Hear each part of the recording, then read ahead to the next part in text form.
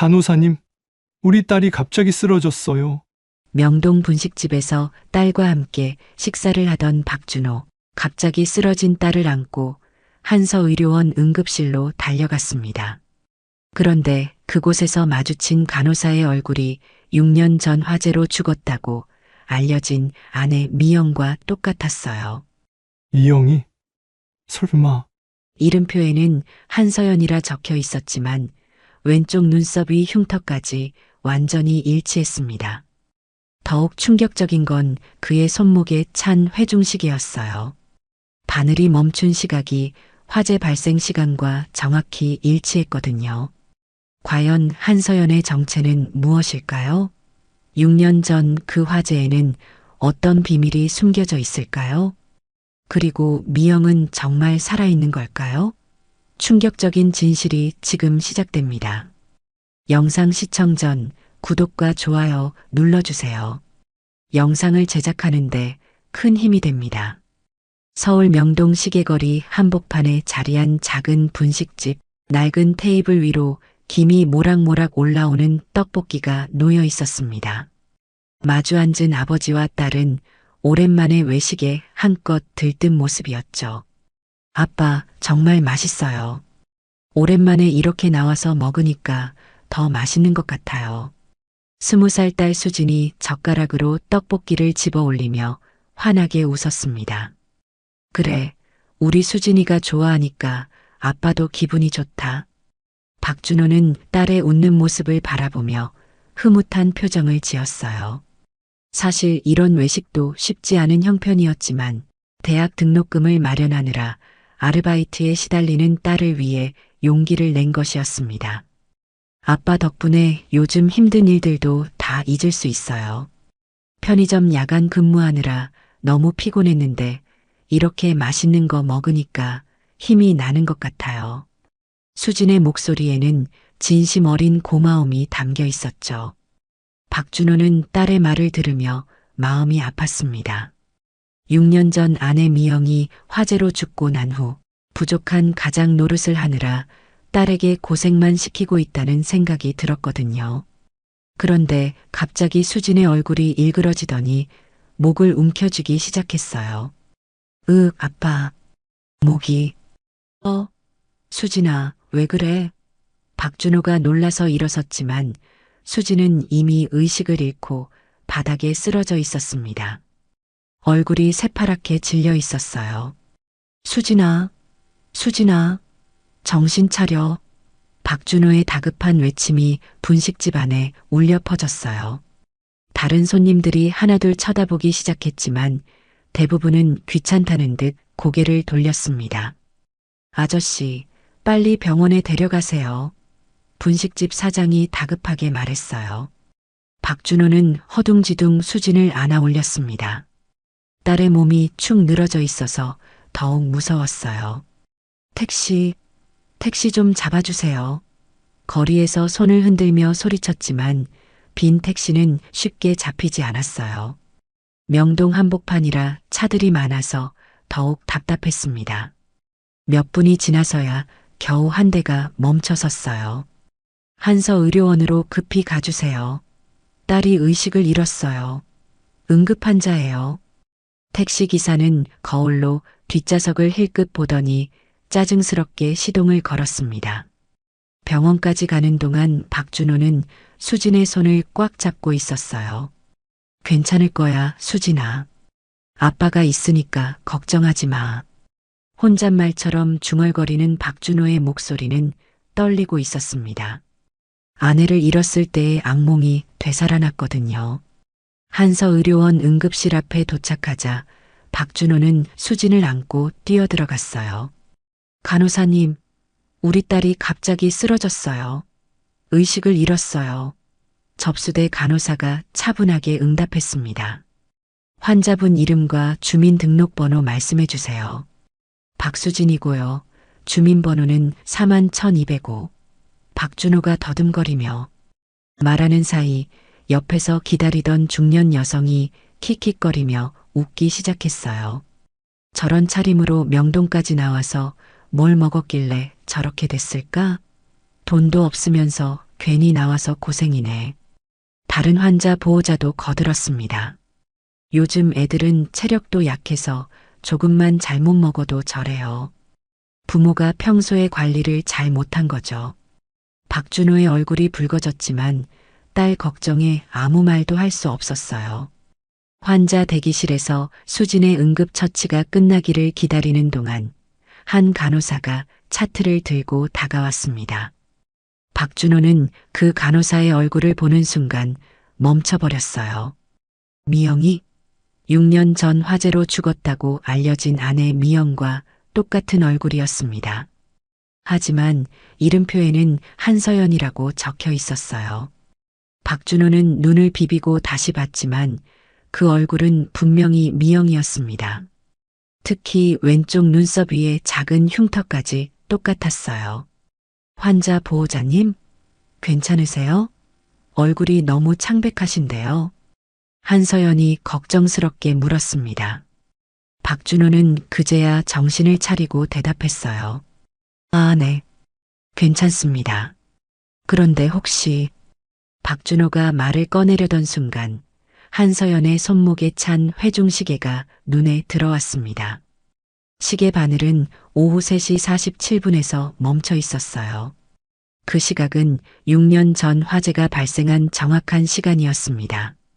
박준호의 심장이 쿵쾅거리기 시작했어요. 우연의 일치치고는 너무나 정확했습니다. 환자분 상태는 안정되었습니다. 급체 증상이었는데 다행히 심각하지 않아요. 위세척도 필요 없고 소화제만 드시면 괜찮을 거예요. 한서연의 설명을 들으며 박준호는 계속 그의 얼굴을 응시했습니다. 목소리까지 미영과 똑같았어요. 그럼 이제 가셔도 됩니다. 처방전 받으시고 약국에서 소화제 받아서 드세요. 그리고 오늘 저녁에는 죽이나 미음 같은 걸로 가볍게 드시고요. 네, 알겠습니다. 정말 고맙습니다. 박준호는 의식을 되찾은 수진을 부축하며 응급실을 나왔어요. 하지만 마음은 온통 한서연에게 가 있었습니다. 아빠 괜찮아요? 얼굴이 이상해요. 뭔가 놀란 것 같은데요. 수진이 걱정스럽게 물었지만 박준호는 제대로 대답하지 못했어요. 병원 주차장에서 택시를 기다리는 동안 박준호는 한서연이 퇴근하는 모습을 기다렸습니다. 수진은 피곤해서 벤치에 앉아 있었고요. 저녁 7시가 넘어서야 한서연이 병원을 나왔어요. 박준호는 멀찍이 따라가기 시작했습니다. 한서연은 주차장을 가로질러 병원 구간 쪽으로 향했어요. 그리고 피난계단으로 사라져버렸습니다. 박준호는 그 자리에 한참 서 있었어요. 집으로 돌아온 박준호는 서랍을 뒤지기 시작했습니다. 오래된 신문 스크랩들이 나왔어요. 6년 전 화재 기사들이었습니다. 은정빌라 화재로 1명 사망, 박미영 씨로 추정되는 시신 발견. 박준호는 기사를 읽으며 손이 떨렸어요. 분명히 죽었다고 했는데 어떻게 살아있을 수 있을까요? 그것도 다른 이름으로 간호사가 되어서 말이죠. 박준호의 머릿속은 복잡해졌습니다. 하지만 분명한 건 그 간호사가 미영이라는 확신이었어요. 그 얼굴, 그 목소리, 그리고 무엇보다 그 회중시계까지 모든 게 우연이라고 하기에는 너무 일치했습니다. 다음 날 아침 박준호는 잠을 제대로 이루지 못했습니다. 밤새 한서연의 얼굴이 머릿속을 떠나지 않았거든요. 그 끔찍했던 화재 현장이 계속 되살아났어요. 수지는 학교에 가고 박준호 혼자 집에 남았습니다. 박준호는 오래된 전화번호부를 뒤적거리며 한 번호를 찾았어요. 최만석, 은퇴 소방관이었습니다. 6년 전 은정빌라 화재 현장에서 만났던 분이죠. 여보세요, 최만석입니다. 전화 너머로 굵직한 목소리가 들려왔어요. 안녕하세요, 최 반장님. 박준호라고 하는데 기억하세요? 은정빌라 화재 때. 아, 박준호 씨. 물론 기억해요. 아내분 잃으신. 그때 참 안 됐었는데. 지금은 어떻게 지내세요? 최만석의 목소리에는 진심 어린 걱정이 담겨 있었습니다. 사실 그때 일로 여쭤볼 게 있어서 전화드렸어요. 혹시 시간 되시면 한번 만날 수 있을까요? 물론이죠. 오늘 오후에 시간 괜찮으세요? 근처 커피숍에서 만나요. 박준호는 약속 장소로 향했습니다. 최만석은 여전히 건장한 체격을 유지하고 있었어요. 오랜만이네요, 준호 씨. 그런데 갑자기 왜 그때 일을 다시 물어보려고요? 혹시 무슨 일이라도 있었나요? 최만석이 걱정스럽게 물었습니다. 박준호는 어제 병원에서 겪은 일을 차근차근 설명했어요. 한서연이라는 간호사가 미영과 똑같이 생겼다는 이야기까지 말이죠. 그때 화재 현장에서 뭔가 이상한 점은 없었나요?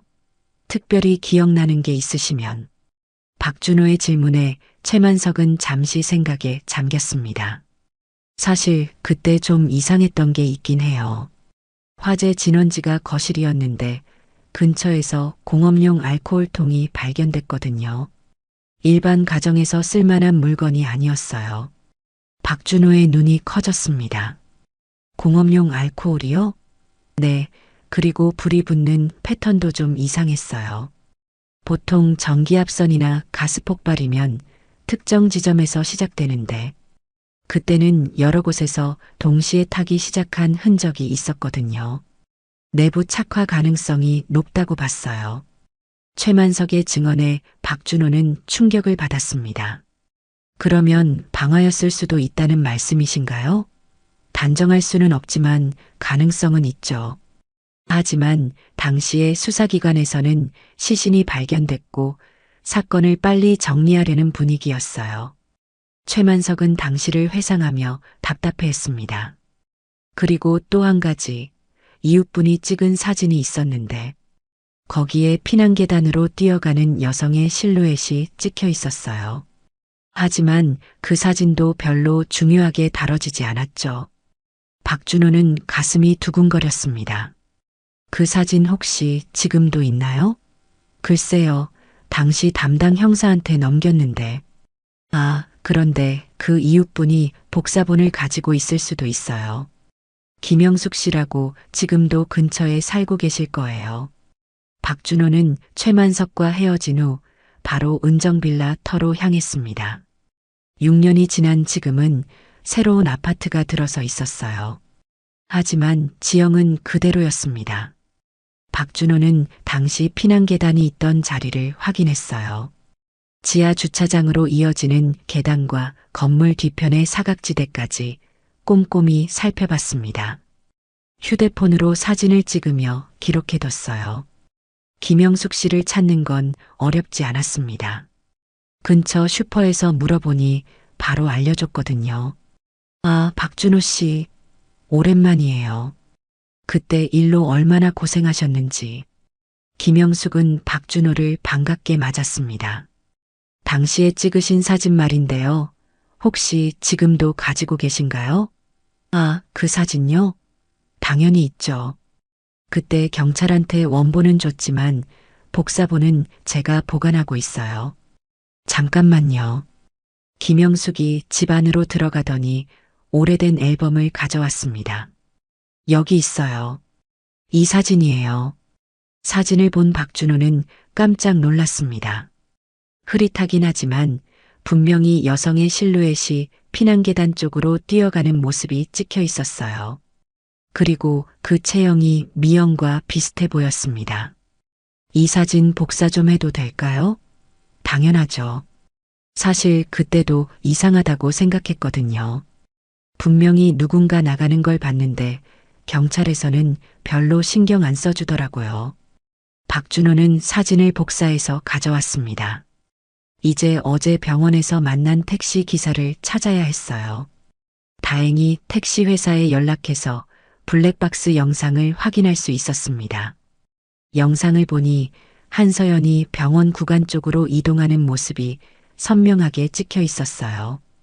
특히 손목의 회중시계까지 확인할 수 있었습니다. 박준호는 이제 확신했습니다. 한서연은 분명히 미영이었어요. 그런데 왜 다른 이름으로 살고 있는 걸까요? 그리고 당시의 화재와는 어떤 관련이 있는 걸까요? 집으로 돌아온 박준호는 지역 신문사에 전화를 걸었습니다. 혹시 오정희 기자님 계신가요? 은정빌라 화재 기사를 쓰신 분인데요. 잠깐만요. 연결해 드릴게요. 오정희 기자는 박준호의 사정을 듣고 흥미를 보였습니다. 정말 흥미로운 이야기네요. 사실 저도 그때 뭔가 석연치 않다고 생각했거든요. 한번 만나서 얘기해 보죠. 오정희는 다음날 박준호를 찾아왔습니다. 손에는 두꺼운 파일을 들고 있었어요. 이거 보세요. 종로에 있던 미영 씨 명의 토지 등기부 등본이에요. 화재 직후에 신탁으로 넘어갔더라고요. 박준호는 서류를 자세히 살펴봤습니다. 신탁회사 이름을 보니 아내의 처남 이도경과 연관된 곳이었어요. 이상하지 않나요? 사망 직후에 바로 신탁 처리가 된 게 말이에요. 보통은 상속 절차를 거쳐야 하는데 너무 빨리 처리됐어요. 오정희의 지적이 정확했습니다. 박준호는 지금까지 모은 증거들을 정리해 봤어요.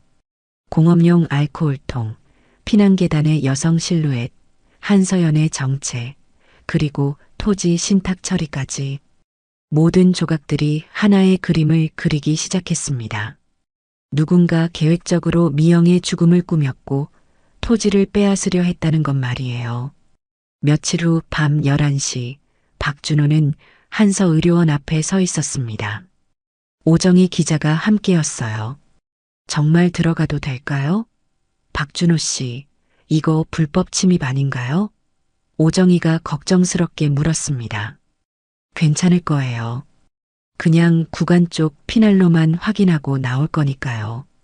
그리고 제가 환자 보호자로 왔다가 길을 잘못 든 거라고 하면 되죠. 박준호는 용기를 내어 병원 구간으로 향했어요. 낮에는 사람들이 많아서 제대로 살펴볼 수 없었거든요. 구간은 오래된 건물이라 조명도 어둡고 을씨년스러웠습니다. 박준호가 비상문 쪽으로 다가가자 오정희가 뭔가를 발견했어요. 박준호 씨, 이거 보세요. CCTV인데 선이 연결돼 있지 않아요. 더미 카메라네요. 정말이네요. 그런데 이 벽에 새로 설치한 흔적이 있어요. 페인트 칠이 다른 부분과 달라요. 박준호가 벽을 자세히 살펴보며 말했습니다. 누군가 원래 있던 CCTV를 빼고 가짜로 바꿔놓은 것 같아요. 왜 그랬을까요? 계단 밑을 살펴보던 오정희가 소화전함을 발견했어요. 여기 뭔가 있는 것 같은데요. 손전등 좀 비춰주세요. 소화전함을 열어보니 안쪽에 작은 플라스틱 카드 커버가 떨어져 있었습니다. 박준호가 조심스럽게 집어들었어요. 이거 출근 카드 커버 같은데요. 여기 이니셜이 새겨져 있어요. H, S, Y 라고요. 한서연의 이니셜이네요. 오정희가 흥분해서 말했습니다. 왜 이런 게 여기 있을까요? 급하게 숨기다가 떨어뜨린 건 아닐까요? 박준호는 카드 커버를 주머니에 넣었어요. 더 살펴보던 두 사람은 계단 벽 사이에 작은 균열을 발견했습니다. 여기 뭔가 끼어 있는 것 같은데요. 박준호가 손을 넣어 꺼내보니 낡은 일기장이었어요. 표지가 해져서 글씨를 알아보기 어려웠지만 안쪽 페이지는 읽을 수 있었습니다. 종로 지부는 반드시 지켜야 한다. 도경이가 아무리 그래도 절대 넘어갈 수 없어. 장모님도 계속 압박하시는데 어떻게 해야 할지 모르겠다. 박준호의 손이 떨렸습니다. 이건 분명히 미영의 글씨였어요. 오정희도 일기장을 들여다봤습니다. 이거 완전히 중요한 증거네요. 미영 씨가 토지 문제로 고민하고 있었다는 거잖아요. 일기장 사이에서 흑백 가족 사진이 떨어졌어요. 박준호가 사진을 뒤집어 보니 연필로 쓴 메모가 있었습니다. 윤말순, 이도경. 박준호는 그 이름들을 알고 있었어요. 윤말순은 미영의 어머니, 이도경은 미영의 남동생이었습니다. 사진 속에는 미영과 함께 찍은 가족 모습이 담겨 있었어요. 그런데 미영의 얼굴에 작은 X 표시가 되어 있었습니다. 이상해요. 왜 자기 얼굴에 X표를 했을까요?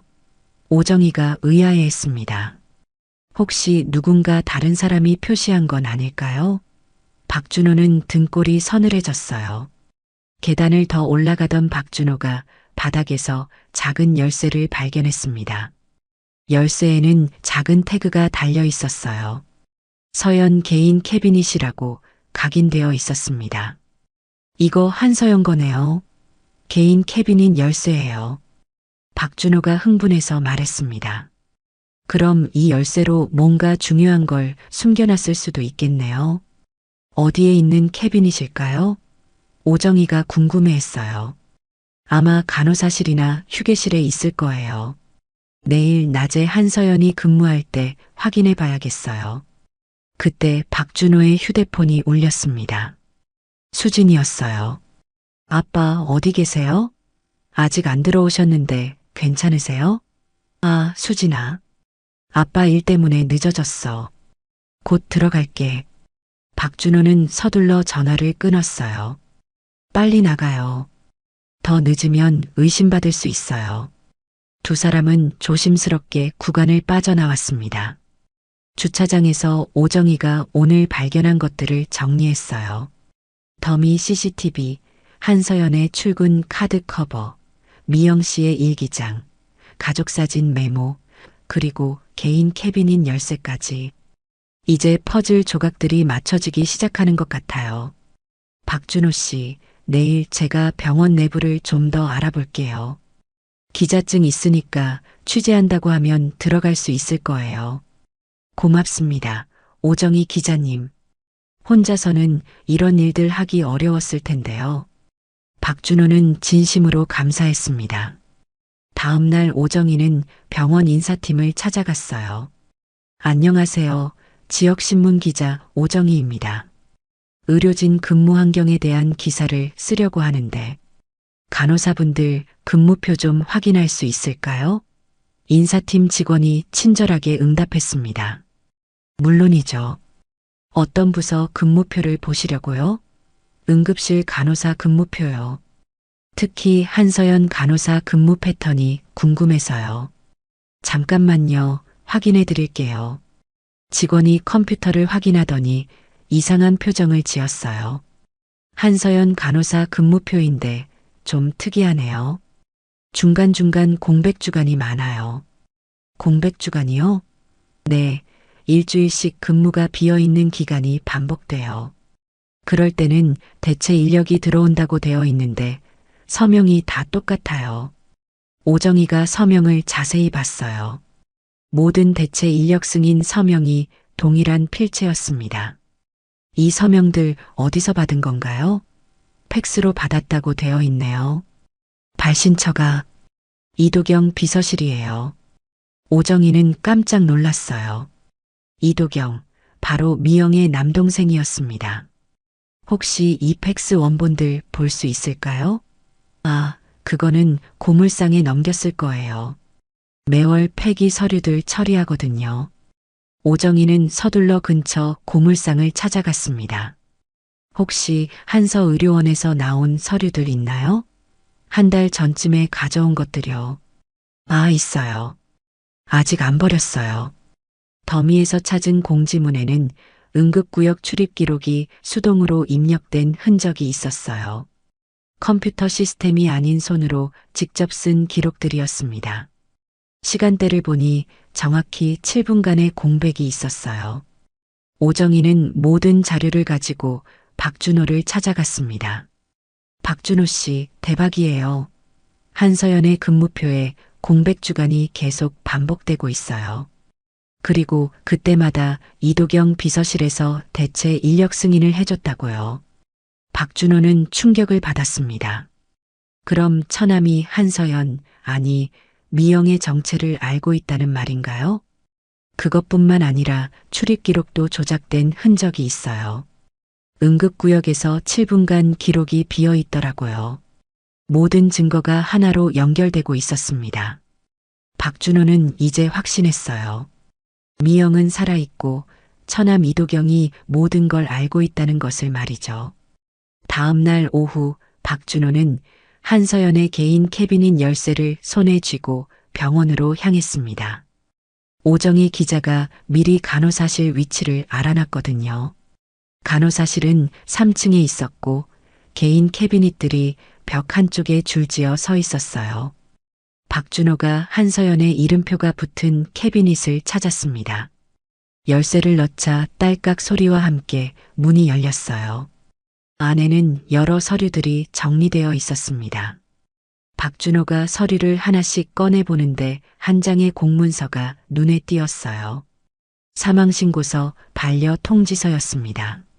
반려 사유 치아 기록 불일치로 인한 신원 확인 불가. 박준호의 손이 떨렸어요. 6년 전 화재 현장에서 발견된 시신이 미영이 아니었다는 뜻이었습니다. 그럼 그때 죽은 사람은 누구인가요? 그리고 미영은 왜 죽은 척하며 살고 있는 거죠? 박준호의 머릿속이 복잡해졌어요. 캐비닛에서 더 많은 서류가 나왔습니다. 치과 진료 기록, 파노라마 사진, 보철 번호표까지 있었어요.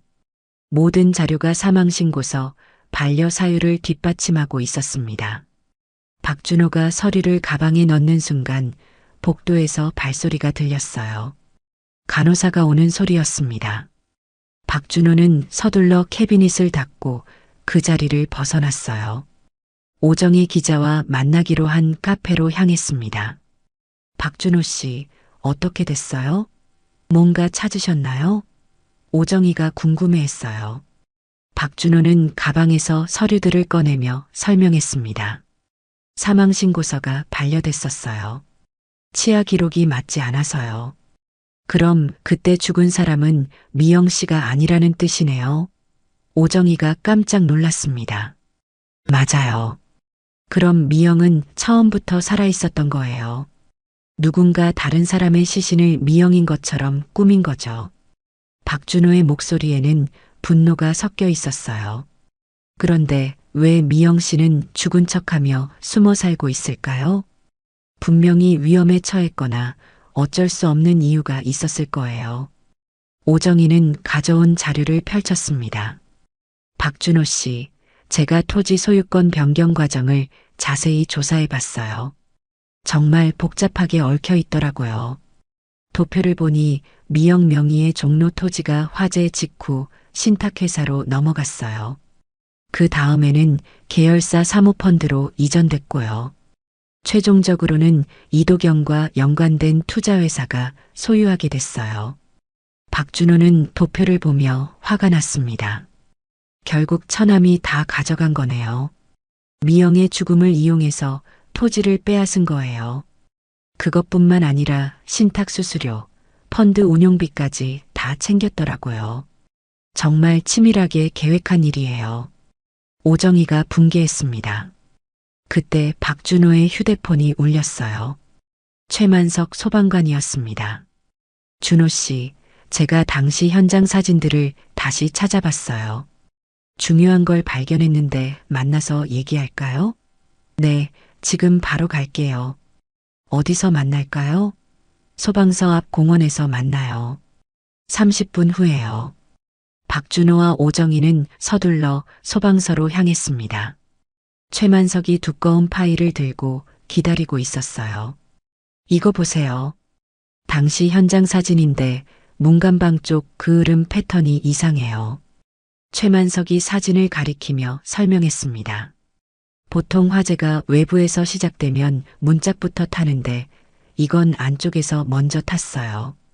그리고 이 부분 보세요. 공업용 알코올을 뿌린 흔적이 뚜렷해요. 박준호가 사진을 자세히 봤어요. 정말 내부에서 불이 난 것 같네요. 그럼 누군가 일부러 불을 낸 거예요?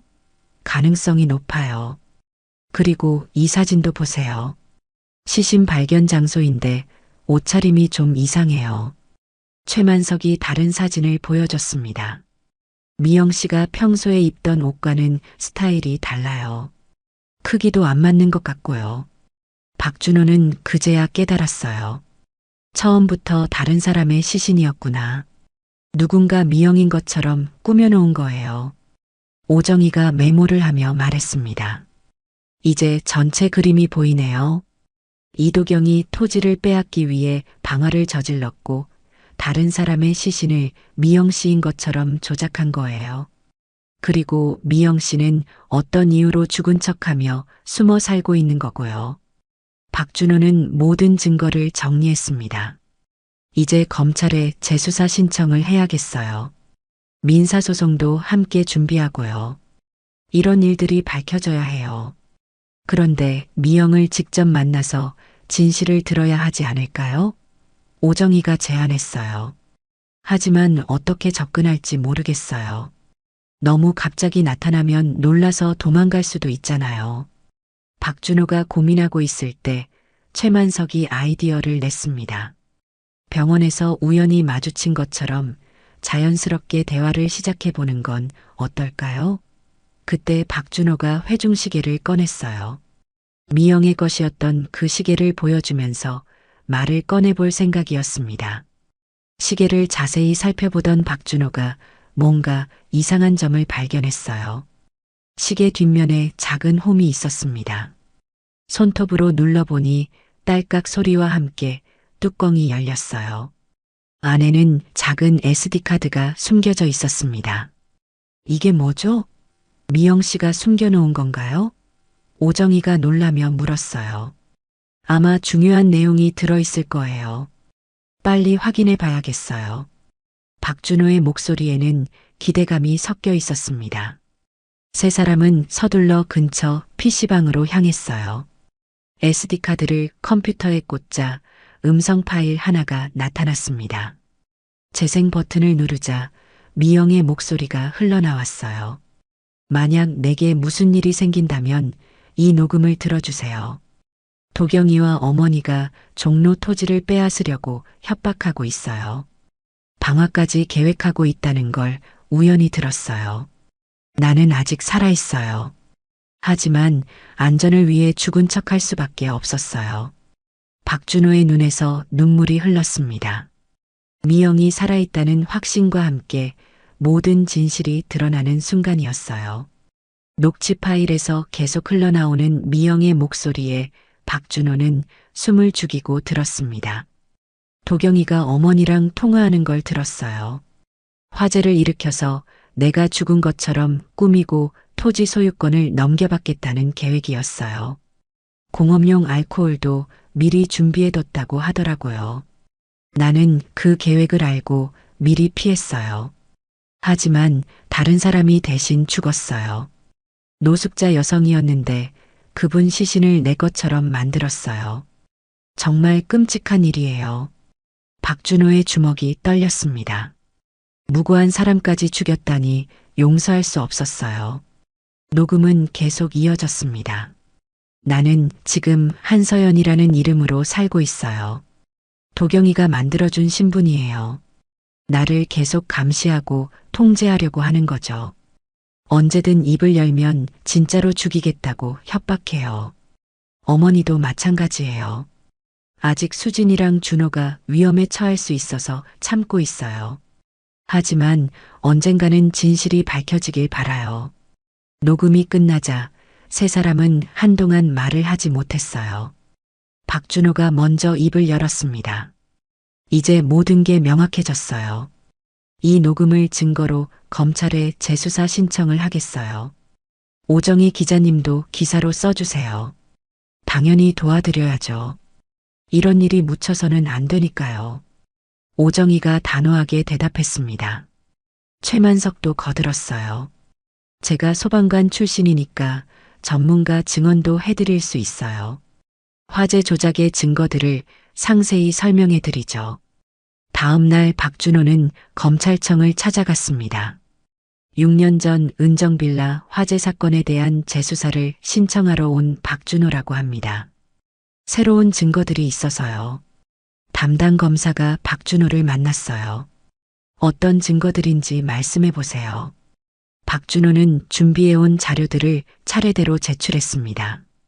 사망신고서, 반려통지서, 치과 기록 불일치 자료, 현장 사진 분석 결과, 그리고 미영의 녹취 파일까지요. 검사가 녹취를 듣더니 놀라는 표정을 지었어요. 이거 정말 피해자 본인 목소리가 맞나요? 네, 제 아내 목소리예요. 6년을 함께 살았으니까 확실해요. 그리고 이 모든 증거들이 녹취 내용과 일치해요. 박준호가 확신에 찬 목소리로 대답했습니다. 알겠습니다. 일단 내부 검토를 거쳐서 재수사 여부를 결정하겠어요. 시간이 좀 걸릴 수 있으니 기다려주세요. 검사의 답변이었어요. 같은 시각 오정희는 신문사에서 기사를 작성하고 있었습니다. 6년 전 화재 사건에 숨겨진 진실, 토지 탈취를 위한 계획적 방화 의혹이라는 제목으로 말이죠. 편집장이 기사를 검토했어요. 정말 확실한 증거들인가?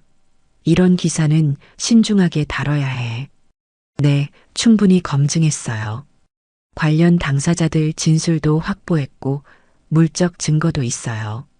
오정희가 자신 있게 답했습니다. 그럼 내일 조간에 실어보자.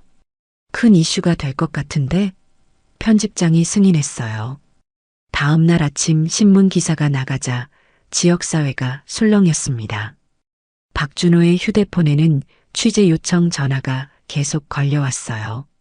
하지만 예상치 못한 일이 벌어졌습니다. 이도경이 기자회견을 열었거든요. 저는 피해자입니다. 매형인 박준호 씨가 근거 없는 의혹을 제기하며 저희 가족을 모함하고 있어요.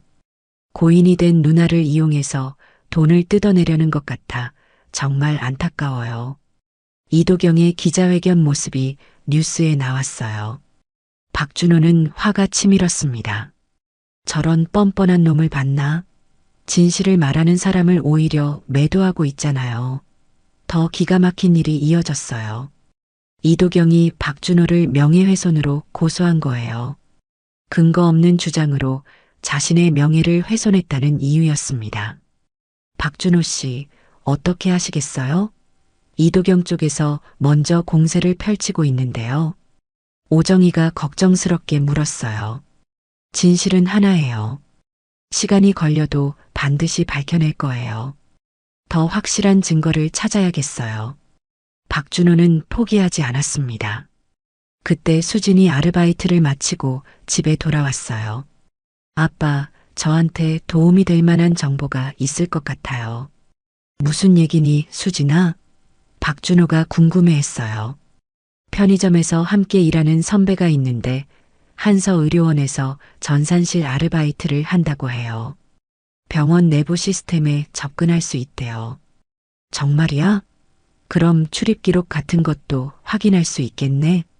박준호의 목소리에 희망이 섞였어요. 네, 선배가 며칠 전에 이상한 걸 봤다고 하더라고요. 누군가 출입 기록을 삭제하고 새로 입력하는 걸 목격했대요. 수진의 말에 박준호는 깜짝 놀랐습니다. 그 선배분 만날 수 있을까? 정말 중요한 증거가 될 수 있어. 물론이죠. 내일 만나보기로 했어요. 다음 날 수진과 함께 만난 선배 김태연이 중요한 이야기를 해줬어요. 며칠 전 야간 근무할 때 웬 양복 입은 남자가 와서 시스템을 조작하더라고요. 전산팀장이 허락해 준 것 같았어요. 어떤 기록을 조작했는지 알 수 있나요? 박준호가 간절하게 물었어요. CCTV로 녹화해뒀어요. 워낙 수상해서요. USB에 저장해놨는데 필요하시면 드릴게요. 김태연이 USB를 꺼냈습니다. 박준호가 USB를 받아들고 손이 떨렸어요. 정말 고마워요. 이게 결정적 증거가 될 수 있을 것 같아요. 집에 돌아와서 USB 파일을 확인한 박준호는 깜짝 놀랐습니다. 영상 속에는 이도경의 비서가 병원 컴퓨터로 출입 기록을 삭제하고 새로운 기록을 입력하는 모습이 선명하게 찍혀 있었어요. 특히 한서연의 출입 시간을 조작하는 장면까지 있었습니다. 오정희에게 즉시 연락했어요. 기자님, 결정적 증거를 찾았어요. 지금 바로 만날 수 있나요? 물론이죠. 어떤 증거인가요? 이도경 비서가 병원 시스템을 조작하는 CCTV 영상이에요. 이제 모든 게 명확해질 거예요. 박준호의 목소리에는 확신이 넘쳤습니다. 3주 후 소도시 지방법원 법정에 사람들이 몰려들었습니다. 박준호 대 이도경의 재판이 열리는 날이었어요. 방청석에는 지역 주민들과 기자들이 빼곡히 앉아 있었습니다. 박준호는 수진과 함께 원고석에 앉았어요. 변호사 옆자리였습니다. 건너편 피고석에는 이도경이 비싼 정장을 입고 앉아 있었고 그 옆에는 장모 윤말순이 검은 한복을 입고 있었어요. 재판장이 입정하자 법정이 조용해졌습니다. 민사 제2015 박준호 대 이도경 토지 소유권 확인 사건을 개정합니다. 판사가 엄숙하게 선언했어요. 원고 측 변호사가 일어섰습니다. 재판장님, 먼저 문서 증거를 제출하겠습니다. 이것은 종로 소재 토지의 등기부 등본입니다. 피해자 박미영 명의로 되어 있던 토지가 화재 직후 신탁회사로 이전된 과정이 나와 있습니다. 등기부 등본이 스크린에 나타나자 방청석이 웅성거렸어요. 그리고 이것은 신탁 계약서입니다. 계약 당사자가 피고 이도경으로 되어 있고 계약일이 화재 발생 다음 날로 기록되어 있습니다. 너무 빠른 처리 아닙니까? 피고 측 변호사가 반박했습니다. 재판장님, 해당 계약은 사전에 피해자와 합의된 사항입니다. 화재는 예기치 못한 사고였을 뿐입니다. 원고 측 변호사가 다시 일어섰어요. 그렇다면 증인을 신청합니다. 최만석 증인을 법정에 출석시켜 주십시오. 최만석이 증인석에 섰습니다. 증인은 6년 전 은정빌라 화재 현장에 출동한 소방관이 맞습니까? 네, 맞습니다. 당시 현장 지휘관이었습니다. 화재 현장에서 특이점을 발견한 바 있습니까? 네, 여러 가지 의문점이 있었습니다. 먼저 공업용 알코올통이 발견되었는데 일반 가정에서 사용할 물건이 아니었습니다. 그리고 화재 패턴이 자연 발화와는 달랐습니다. 최만석의 증언에 방청석이 술렁거렸어요. 더 구체적으로 설명해 주십시오. 보통 전기압선이나 가스 폭발은 한 지점에서 시작되는데 이 화재는 여러 곳에서 동시에 발생한 흔적이 있었습니다. 인위적으로 불을 낸 가능성이 높다고 판단했습니다. 이도경의 얼굴이 굳어졌어요. 피고 측 변호사가 반대 신문을 했습니다. 증인은 방화라고 단정할 수 있습니까? 확실한 증거가 있습니까? 당시에는 시신이 발견되어 사건이 급히 정리되었습니다. 하지만 지금 생각해보면 더 정밀한 수사가 필요했다고 봅니다. 최만석이 신중하게 대답했어요. 원고 측 변호사가 다음 증거를 제출했습니다. 재판장님, 사진 증거를 제출합니다. 이것은 화재 당시 이웃 주민이 촬영한 사진으로 피난계단으로 도망가는 여성의 실루엣이 찍혀 있습니다. 사진이 스크린에 나타나자 방청석에서 탄성이 터졌어요. 흐릿하지만 분명히 사람의 형체가 보였습니다. 그리고 이것은 치과 진료 기록입니다. 화재 현장에서 발견된 시신의 치아와 피해자 박미영의 치과 기록이 일치하지 않음을 보여줍니다. 피고 측에서 웅성거리기 시작했어요. 이도경이 변호사와 속삭이고 있었습니다. 재판장님, 결정적 증거를 제출하겠습니다.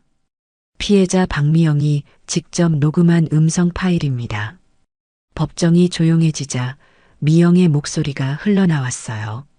도경이와 어머니가 종로 토지를 빼앗으려고 협박하고 있어요. 방화까지 계획하고 있다는 걸 우연히 들었어요. 나는 아직 살아있어요. 하지만 안전을 위해 죽은 척할 수밖에 없었어요. 방청석이 소란스러워졌습니다. 박준호는 눈물을 훔쳤어요. 이도경이 벌떡 일어났습니다. 재판장님, 이 모든 증거는 조작입니다. 원고가 복수심에 불타서 만들어낸 거짓 증거들입니다. 조작이라고 주장하신다면 증명해 보십시오. 원고 측 변호사가 맞받아쳤어요. 마지막 증거를 제출합니다. 이것은 피고 측에서 병원 전산 시스템을 조작하는 CCTV 영상입니다. USB 파일이 재생되자 이도경의 비서가 컴퓨터를 조작하는 모습이 선명하게 나타났어요. 특히 한서연의 출입 기록을 삭제하고 새로 입력하는 장면까지 있었습니다. 이도경의 얼굴이 새파랗게 변했어요. 변명의 여지가 없는 결정적 증거였습니다. 재판장님, 저는 이도경이 말을 더듬었습니다. 그때 장모 윤말순이 갑자기 일어서더니 비틀거렸어요. 아이고. 윤말순이 가슴을 움켜쥐고 쓰러졌습니다. 어머니, 이도경이 달려갔지만 윤말순은 이미 의식을 잃은 상태였어요. 119를 불러주세요. 법정이 순식간에 소란스러워졌습니다. 구급대원들이 도착해서 윤말순을 들것에 실었어요. 재판장이 망치를 두드렸습니다. 잠시 휴정하겠습니다. 피고인은 어머니를 따라가십시오. 구급차 사이렌 소리가 법원을 가득 메웠어요. 박준호는 복잡한 심정이었습니다. 진실이 드러나는 순간 장모가 쓰러진 거였어요. 수진이 아버지 팔을 잡았습니다. 아빠, 할머니 괜찮을까요? 모르겠다, 수진아. 하지만 이제 진실은 모두 드러났어. 박준호가 중얼거렸어요. 오정희 기자가 다가왔습니다. 박준호 씨, 이제 승부는 난 것 같아요. 이도경이 더 이상 버틸 수 없을 거예요. 네, 정말 오랜 시간이었어요. 미영도 이제 자유로워질 수 있겠죠. 박준호의 목소리에는 안도감이 섞여 있었습니다. 휴정 시간 동안 사람들은 법정 밖에서 웅성거렸어요. 6년 만에 드러나는 진실에 모두가 충격을 받고 있었습니다. 2시간 후 재판이 재개되었습니다. 이도경이 초췌한 모습으로 돌아왔어요. 어머니는 병원에 입원했지만 생명에는 지장이 없다고 했습니다. 재판장이 망치를 두드렸어요. 재판을 계속 진행하겠습니다. 원고 측에서 추가로 신청할 증거나 증인이 있습니까? 박준호의 변호사가 일어섰습니다.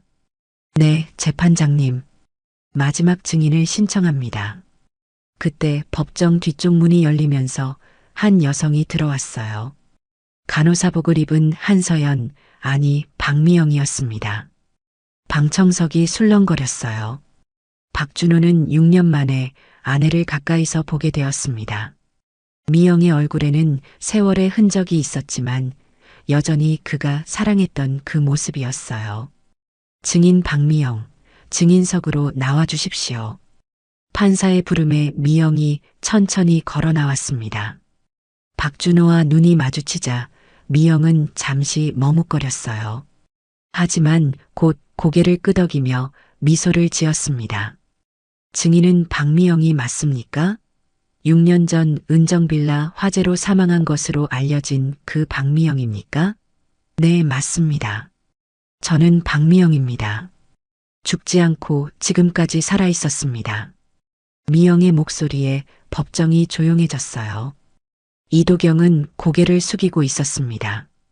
6년 전 그날 밤 무슨 일이 있었는지 자세히 말씀해 주십시오. 변호사가 질문했어요. 미영이 깊은 숨을 쉬고 말을 시작했습니다. 그날 저녁 늦게 도경이가 집에 왔어요. 종로 토지를 포기하라고 계속 압박했죠. 제가 거절하자 협박을 시작했어요. 어머니와 함께 계획을 세웠다면서 끝까지 안 들으면 큰일 날 거라고 했어요. 방청석에서 한숨소리가 들렸어요. 그래서 어떻게 하셨습니까? 무서워서 몰래 녹음기를 켜뒀어요.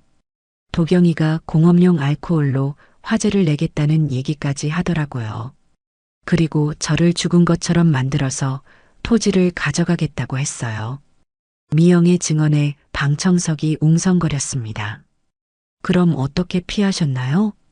도경이가 나간 후 급하게 집을 나왔어요. 하지만 이미 늦었더라고요. 건물에 불이 나기 시작했어요. 피난계단으로 도망쳤는데 그때 한 여성이 쓰러져 있는 걸 봤어요. 노숙자분 같았는데 이미 의식이 없었어요. 미영이 눈물을 훔쳤습니다. 그분을 구하려고 했지만 불이 너무 빨리 번져서 어쩔 수 없었어요. 저는 살기 위해 도망쳤고 그분은 제 대신 죽으셨어요. 평생 죄책감에 시달렸어요. 법정이 숙연해졌어요. 박준호도 눈시울이 붉어졌습니다. 그 후에는 어떻게 지내셨습니까?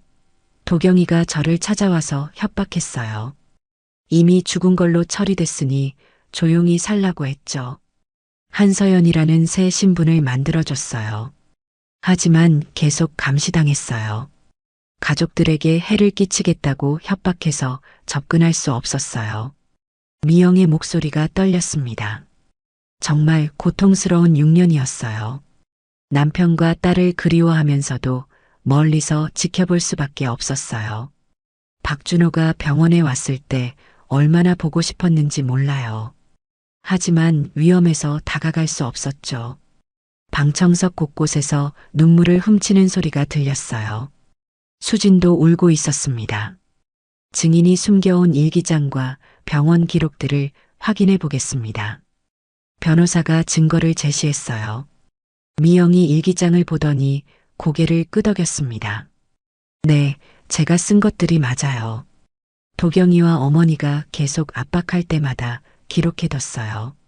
언젠가는 진실이 밝혀질 거라고 믿었거든요. 모든 증언이 일치했어요. 숨겨온 증거들과 새로운 증언까지 완벽하게 맞아떨어졌습니다. 피고 측 변호사가 반대 신문을 시도했지만 소용없었어요. 미영의 증언은 너무나 구체적이고 일관성이 있었거든요. 재판부가 잠시 합의를 위해 퇴정했습니다. 30분 후 판사들이 돌아왔어요. 판결을 선고하겠습니다. 재판장이 엄숙하게 말했어요. 제출된 모든 증거를 종합적으로 검토한 결과 피고 이도경과 윤말순이 계획적으로 방화를 저질렀으며 타인의 사망을 이용해 토지를 불법 취득했음을 인정합니다. 방청석에서 박수가 터져 나왔어요. 따라서 종로 소재 토지의 소유권을 원래 소유자인 박미영과 그 상속인들에게 반환할 것을 명령합니다. 또한 피고 이도경에게는 방화 및 사기 혐의로 징역 7년을 선고합니다. 이도경이 고개를 떨궜어요. 피고 윤말순의 경우 건강상 이유로 집행유예를 선고하되 요양병원에서 치료받으며 여생을 보낼 것을 명령합니다. 판사가 망치를 두드렸어요. 이상으로 판결을 마치겠습니다. 법정이 환호성으로 가득 찼습니다. 박준호는 벌떡 일어나 미영에게 달려갔어요. 미영아, 정말 미안했어. 박준호가 미영을 껴안으며 울었습니다. 괜찮아요, 여보. 이제 다 끝났어요. 미영도 눈물을 흘리며 남편을 안았어요. 수진도 달려와서 엄마를 꼭 안았습니다. 엄마, 정말 보고 싶었어요. 수진아, 엄마도 너무 보고 싶었어. 이렇게 컸구나. 미영이 딸의 머리를 쓰다듬었어요. 6년 만에 가족이 다시 만났습니다. 오정희 기자가 사진을 찍으며 눈물을 훔쳤어요. 정말 감동적인 장면이었거든요. 정의가 승리한 순간이었습니다. 진실은 비록 늦었지만 결국 밝혀졌고 가족은 다시 하나가 될 수 있었어요. 이도경은 수갑에 채워져 호송되었고 방청석의 사람들은 박준호 가족을 축하해 주었습니다. 6년간의 긴 악몽이 마침내 끝났습니다. 판결이 내려진 지 한 달 후 박준호 가족은 새로운 집으로 이사했습니다. 종로 토지 소유권을 되찾으면서 경제적으로 여유가 생겼거든요. 하지만 무엇보다 가족이 함께 있다는 게 가장 큰 행복이었어요. 여보, 이 집 정말 마음에 들어요. 햇살도 잘 들고 수진이 공부하기에도 좋을 것 같아요. 미영이 새집 거실에서 환하게 웃으며 말했습니다. 그래, 이제 정말 새로운 시작이야. 6년 동안 고생 많았어. 박준호가 아내의 손을 꼭 잡았어요. 아빠, 엄마, 저도 너무 행복해요. 이렇게 셋이 함께 있으니까 꿈만 같아요. 수진이 부모님 사이에 앉으며 말했습니다. 그런데 미영은 집에서만 쉬고 있지 않았어요. 종로 토지의 일부를 공익재단에 기부하기로 결정했거든요. 여보, 지역 복지센터 건립 계획서 봤어요? 정말 의미 있는 일인 것 같아요. 미영이 서류를 보며 말했어요. 맞아. 우리가 받은 도움을 다른 사람들에게도 나눠줘야지. 특히 어려운 이웃들을 위한 공간이 필요하잖아. 박준호도 동의했습니다. 복지센터 기공식 날 많은 지역 주민들이 참석했어요. 오정희 기자도 취재를 나왔습니다. 박준호 씨 가족 덕분에 우리 동네에 이런 좋은 시설이 생기게 됐네요. 정말 고맙습니다. 동장이 인사를 건넸어요. 저희가 받은 도움을 이렇게 나눌 수 있어서 기뻐요. 앞으로도 지역사회를 위해 할 수 있는 일들을 찾아보겠습니다. 미영이 답했습니다. 언론에서도 이들 가족의 이야기에 관심을 보였어요. 화재의 진실을 밝힌 기적의 가족이라는 제목으로 여러 매체에서 보도가 나갔습니다. 박준호 씨, 6년간의 긴 싸움을 어떻게 버텨내셨나요? 한 기자가 질문했어요. 가족에 대한 사랑과 진실에 대한 믿음이 있었기 때문이에요. 포기하지 않으면 언젠가는 진실이 드러난다고 생각했어요. 박준호가 진심을 담아 대답했습니다. 수지는 대학에 복학했어요. 간호학과 3학년으로 돌아간 거죠. 엄마가 간호사인 걸 보면서 저도 사람을 돕는 일을 하고 싶어졌어요. 특히 어려운 상황에 있는 환자들을 도와주고 싶어요. 수진이 진로에 대해 확신에 찬 목소리로 말했어요. 우리 딸이 정말 의젓해졌구나. 엄마가 자랑스러워. 미영이 딸을 안으며 말했습니다. 미영은 한서의료원을 그만두고 지역 의료 봉사활동에 참여하기 시작했어요. 무료 진료소에서 간호 업무를 도왔습니다. 간호사님, 정말 고마워요. 할머니가 아파서 병원비가 부담됐는데 이렇게 도와주시니까 얼마나 고마운지 몰라요. 한 할아버지가 미영에게 감사 인사를 했어요. 아니에요. 제가 더 보람을 느껴요. 앞으로도 계속 도와드릴게요. 미영이 따뜻하게 웃으며 답했습니다. 박준호는 건설 현장에서 일하며 가정을 돌봤어요. 예전보다 마음이 훨씬 가벼워졌습니다. 준호야, 오늘 기분이 좋아 보이네. 무슨 좋은 일 있어? 동료가 물었어요. 그냥 가족이 함께 있다는 게 너무 행복해요. 6년 동안 혼자 살면서 이런 기분을 잊고 있었거든요. 박준호가 환하게 웃으며 말했습니다. 저녁 식사 시간이 가장 행복한 순간이었어요. 세 가족이 둘러앉아 하루 있었던 일들을 나누곤 했습니다. 오늘 봉사활동에서 재미있는 일이 있었어요. 한 할머니가 제게 며느리로 삼고 싶다고 하시더라고요. 미영이 웃으며 말했어요. 우리 엄마가 그렇게 인기가 많구나. 아빠가 질투하겠네요. 수진이 장난스럽게 말했습니다. 당연히 질투하지. 우리 미영이는 내 거니까. 박준호가 장난스럽게 받아쳤어요. 가족의 웃음소리가 집안을 가득 메웠습니다. 그런 평범하지만 소중한 일상이 계속됐어요. 몇 달 후 오정희 기자의 사무실에 택배가 하나 도착했습니다. 발송인 이름은 적혀 있지 않았어요. 오정희가 택배를 열어보니 두꺼운 서류 봉투가 들어 있었습니다. 봉투 겉면에는 긴급이라는 글씨가 빨간색으로 쓰여 있었어요. 이게 뭐지? 또 어떤 제보인가? 오정희가 봉투를 열어봤습니다. 안에는 여러 장의 사진과 문서들이 들어 있었어요. 사진 속에는 한 대기업 회장과 정치인들이 함께 찍힌 모습이 있었습니다. 문서들은 모두 기업 비리와 관련된 내용들이었어요. 부정한 정치 자금, 탈세, 노동자 탄압까지 다양한 혐의들이 적혀 있었습니다. 이거 정말 대단한 특종감인데? 하지만 진위를 확인해야겠어. 오정희가 신중하게 말했습니다. 서류 더미 맨 아래에는 작은 메모지가 있었어요. 정의를 위해 일하는 기자님께 다음 사건을 맡아주세요. 진실은 반드시 밝혀져야 합니다. 라고 적혀 있었습니다. 오정희는 메모를 보며 미소를 지었어요.